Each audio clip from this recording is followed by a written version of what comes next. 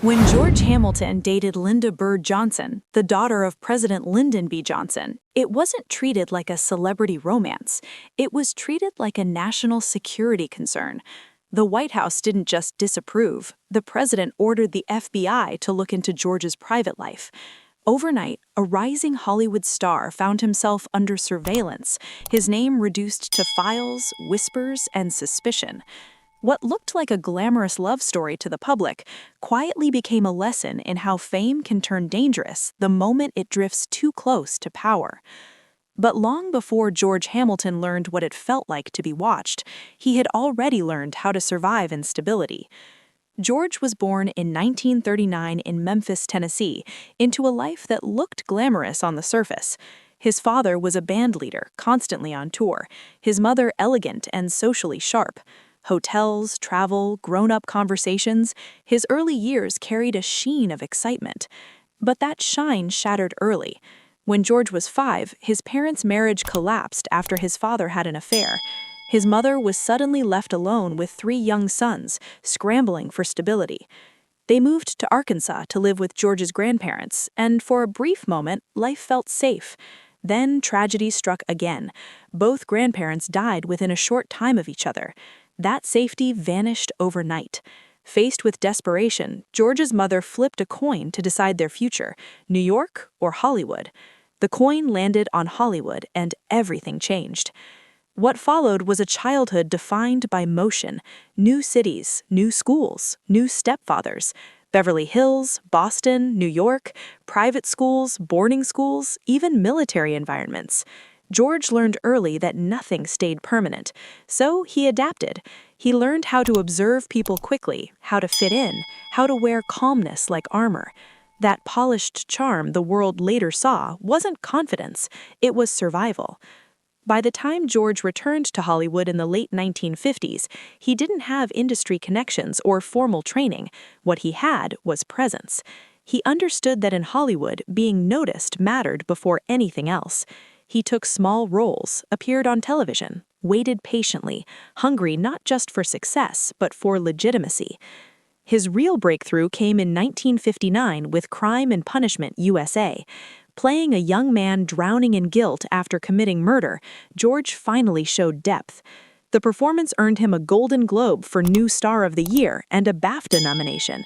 He had arrived, but with success came a dangerous label. Hollywood didn't see a complex actor, they saw a handsome face, a heartthrob, a product. Films like Where the Boys Are turned him into a cultural symbol. Audiences adored him, studios loved selling him, but the roles narrowed, charming, safe, pretty. George felt trapped inside an image he didn't fully recognize anymore. He tried to push back with serious performances, but Hollywood preferred him polished and predictable. Then came the relationship that changed everything. George met Lynda Bird Johnson in the mid-1960s, and suddenly he wasn't just a movie star. He was the boyfriend of the president's daughter. Their appearances made headlines: dinners, galas, the LBJ Ranch. To the public, it looked romantic. To President Johnson, it looked risk. The FBI was called in. George's friends, habits, and past were examined. Love became a tightrope. One moment defined it all: a hunting trip at the LBJ Ranch. Johnson handed George a gun. It wasn't friendly, it was symbolic. Power reminding a movie star where he stood. George stayed calm, polite, perfectly composed. He passed the test, but the relationship couldn't survive the pressure. By 1966, they quietly ended things. George escaped the White House without scandal, but the experience left a mark. He learned that image could protect you, but only temporarily. By the 1970s, his film career slowed, the roles dried up. So George did something unexpected. He took control. Instead of fighting his image, he learned how to weaponize it. In 1979, Love at First Bite reinvented him completely. His Dracula wasn't dark and terrifying, he was self-aware, playful, elegant, and funny. Even the tan people mocked became the joke itself. The film was a massive hit, earning over $40 million on a small budget. George proved something crucial: if you can make people laugh, you can survive anything in Hollywood. But just as his career rebounded, another storm formed. While promoting the film overseas, George grew close to powerful figures in the Philippines, including Imelda Marcos. Money moved through his accounts, loans were mentioned, bank transfers raised eyebrows. His name appeared in reports connected to the Marcos financial scandal. Though never convicted, suspicion followed him. The gentleman image cracked. Once again, George adapted. Instead of defending himself publicly, he turned his brand into business. He launched skincare lines built around the very thing people mocked most, his tan. The products sold millions. He opened tanning salons, then cigar lounges. He transformed image into income, refusing to let controversy erase him. In his personal life, stability came in an unexpected form. His marriage to Alana Stewart didn't last long, but their bond did.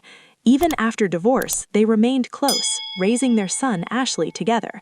When Ashley struggled later in life, George didn't disappear. He stayed present, imperfect but committed. As Hollywood shifted, George didn't fade. He pivoted to television. Dancing with the Stars, reality shows, sitcom cameos, even KFC commercials. He understood something many stars don't. Relevance isn't about dignity, it's about timing and self-awareness. George Hamilton didn't survive by being universally loved.